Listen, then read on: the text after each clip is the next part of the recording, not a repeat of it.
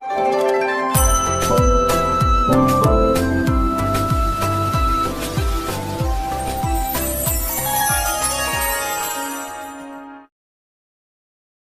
जगन्नाथ मो दिवाकर दास आपण मानक प्रणाम करुच्ची एबे मोबाइल टू मोबाइल घूरी बुलूची मालिकार कथा जे मालिकार कड़े कहुई जे 7 दिन अंधकार मे मसरे घटव भक्तबंधु आपण को प्रथम कही रखू मालिकार क्योंटी 2026 मे मसरे जे अंधकार हम 7 दिन मे ठार जून पर्यंत जहाँकि मे 26 रु अनेक कहते जून 2 पर्यंत हम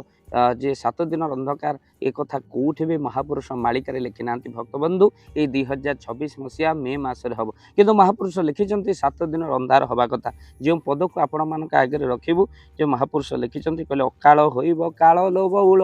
कुहुड़ी आसीब माड़ी 7 दिन जे अंधार घोटिब बुद्धि ज्ञान जीव हुड़ी भक्तबंधु 7 दिन पर्यंत अंधार हम बुद्धि ज्ञान हुड़ी जीव जे अकाल काल होइब कुहुड़ी माड़ी आसीब एक कथा को महापुरुष लिखिं पुनश्च देखा क्यों मसरे यही 7 दिन अंधकार हम ता महापुरुष लिखिं किंतु कौन इंग्राजी डेट देना जे यही 27 ठारू 2 पर्यंत हम बोली महापुरुष लिखिं कौन कहले कहले मिथुन मासे मीन चंद्रे रेवती रति बसु जोगे भक्तबंधु ये पद को आप मन रखि था अंधार हेब 7 दिन बिजुली मारी घन घन मिथुन मास हो मीन चंद्र जोग ता सहित रेवती रति बसु जोगी ये तो ठारगार कथा अंधार हेब 7 दिन बिजुली मारी घन घन महापुरुष पर्टिकुलार यही समय को लिखिं ज्ञानी गुड़ी माने आपन जदि जानते समय के कमेंट बॉक्स माध्यम आप लिखतु यह केबे पड़ुची भक्तबंधु मिथुन मासे मीन चंद्र रेवती रति बसु जोगे अंधार हेब 7 दिन बिजुली मारी घन घन महापुरुष जहाँ लिखिं भक्तबंधु ये ज्ञान को बुझला भली शक्ति अनेक जगार कहार मध्य नाही कहीं कथा आपण मानक कहूँ महापुरुष निजे लिखिं पंच सखा ठारू बड़ी कहीं ना ये ज्ञान कहवाक छंदी फांदी कर जेते कह पेट पोषा पंच सखा ठारू कहीं एमती ना वक्ता जे कि निजे जहाँ को लिखिं पर्टिकुलर कहीदेवे या ही हो कहीं अनेक कथा पिंड ज्ञान में लिखाई जहाँकि आप देखो आकाश पड़ो बजल बौल फाटिज भूमंडल श्री जगन्नाथ रत्न चांदुआरे लगी जीव जे अनल जदि आम मंदिर को नहीं कथा बुझा ता ठीक आकाश घन घन वज्रपात हम जहाँ भी घटुची सेटा ठीक किंतु महापुरुषंकर वाक्य को जब पिंडरे मीमांसा करवा ता मध्य ठीक आकाश पड़ो वज्र शरीर को 3 भाग में विभक्त करमी आपणकर मुंड 1 गंडी 2 पाद हूँ 3 भाग में विभक्त आकाश पड़ो अर्थात पार्टी मनीषंकर वचन एमती बाहर जनकर हृदय को जाली पड़देव सदा बसंत हृदय बिंदे जाली देव भूमंडल श्री जगन्नाथ रत्न चांदुआरे लगिज जे भूमंडल छाती पोड़ी पाउंस हो पुओ एमती कथा बापा को कह स्त्री एमती कथा स्वामी को कह जे स्वामीर मन पड़ज बापर मन पड़ज महापुरुष लिखी से कथा पिंडर केते कथा मीमांसा देख जदि आम देखा आउ एक पद को उत्तर साजिब दक्षिण गाजिब पूर्वे न रे कई झाड़ बाड़ धरी जितेक रे कूल को विहन से ये पद को जी आप देखा उत्तर साजिब कई क्या उत्तर न दे रही पारे आउ कलिजुग उत्तर ही केवल साजिब दक्षिण गाजिब बिना दक्षिण किसी कार्य हेनी कलिजुग जोर दक्षिणा कारबार हम मनीष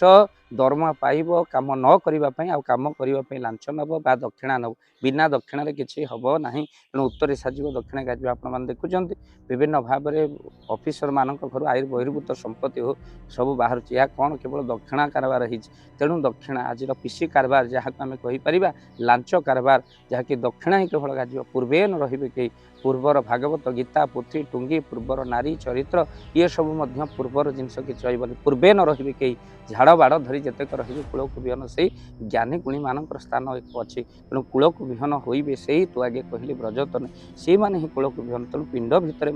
मालिकार मीमांसा करे तो से आपण मैंने निश्चिंत बुझा पड़ो ये 7 दिन अंधकार जा निशा सर्वभूतान तस्या जागृति संयमी जस्या जागृति भूता निशा निशा पश्यदेव न अर्थात मनीष 7 दिन केवल अज्ञान अंधकार रोटी पिटी पिटी मनीष को मारिदे तो क्योंटी छोट झील नाबालिक झील सहित गोटे अक्षम बापा दुष्कर्म कर नजर आसला भक्तबंधु कौटी कौटी जे निजर कौन ना आत्मीय भितर सुंदर युवक देखिले नारी स्वामी छाड़ी घर जीवा निज आत्मीय को विवाह कर छोट छोट छुआ को छाड़ी चलीगले अर्थात ए कलिजुग भितर ପୂର୍ବର ଜିନିଷ ଆଉ କିଛି ରହିବନି, ପୂର୍ବେ ନ ରହିବେ କେହି। ଆଉ ଭକ୍ତ ବନ୍ଧୁ ଆଜି ଆପଣମାନେ ଦେଖିଲେଣି, ଯାହାକୁ ଦେଖୁ ଦେଖୁ ପାଟି କେବଳ ଛି ଛି କହୁଛି, ତାହିଁ ମାଳିକାରେ ଲେଖା ହେଇଥିଲା ଏଇ ଘଟଣା ସବୁ ଘଟିବ। ଆଉ ଭକ୍ତ ବନ୍ଧୁ ଏ 7 ଦିନ ମଣିଷ ଅଜ୍ଞାନ ଅନ୍ଧକାର ରହିବ, ଆଉ ବୁଦ୍ଧି ବାଟ ତା ରହିବ ନାହିଁ। ତେଣୁ ବୁଦ୍ଧି ଜ୍ଞାନ ସବୁ ହୁଡ଼ିବେ। ତେଣୁ ଏ କଥାକୁ ମହାପୁରୁଷ ମାଳିକାରେ ଠାରଗାରେ ଲେଖିଛନ୍ତି, ତାକୁ ବୁଝିବା ପିଲା ଠିକ୍ ବୁଝିପାରିବ। କାହିଁକି ନା ମୋ ଭକ୍ତ ଯେ ବୁଝିଯିବ, ଅନ୍ୟ ଯେଉଁମାନେ ରହିଛନ୍ତି ମାଳିକାର ଯେଉଁ କଥାକୁ ବୁଝି ଯେଉଁମାନେ ପାରୁନାହାନ୍ତି ବା ବେତନଟା ଯୁକ୍ତି ଯେଉଁମାନେ କରୁଛନ୍ତି, ସେମାନେ ମଧ୍ୟ ଜାଣିବା ଦରକାର। ମୋର ମହାପୁରୁଷ ନିଜେ ମଧ୍ୟ ଲେଖିଛନ୍ତି, ଭକ୍ତବନ୍ଧୁ ମୋର ଭକ୍ତ ଯେ ବୁଝିଯିବ,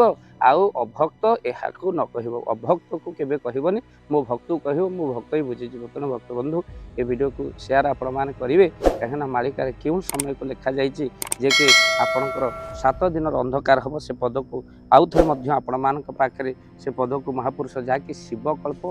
ନବଖଣ୍ଡ ନିର୍ଘଣ୍ଟର ମାଳିକାର କଥା ଆମମାନେ ଆପଣମାନଙ୍କୁ କହୁଛୁ, ଯାହାକି ମହାପୁରୁଷ ସେଇ ସ୍ଥାନର କଥାକୁ ବା ସେଇ ସମୟର କଥାକୁ ଲେଖିଛନ୍ତି, ଯେଉଁ ସମୟରେ ଆପଣମାନଙ୍କର କ'ଣ ହେବ ନା ଆପଣଙ୍କର 7 ଦିନର ଅନ୍ଧକାର ହେବ। ସେ ସମୟ ମିଥୁନ ମାସେ ମୀନଚନ୍ଦ୍ରେ ରେବତୀ ରତି ବସୁ ଯୋଗେ, ଅନ୍ଧାର ହେବ 7 ଦିନ ବିଜୁଳି ମାରି ଘନ ଘନ। ଏ କଥା ହିଁ ଘଟିବ। ତେଣୁ ସେ ସମୟ ହେଇନି, ମେ ମାସରେ ବିଲକୁଲ ହେବନି, ଡରିବାର କିଛି କଥା ନାହିଁ। ଭିଡ଼ିଓକୁ ବହୁ ମାତ୍ରାରେ ସେୟାର କରନ୍ତୁ। ମେ ମାସରେ କେବେ ବି 7 ଦିନର ଅନ୍ଧକାର ହେବ ନାହିଁ, ଆପଣ ବ୍ୟସ୍ତ ହେବାର ନାହିଁ। ଜୟ ଜଗନ୍ନାଥ, ଜୟ ପଞ୍ଚ।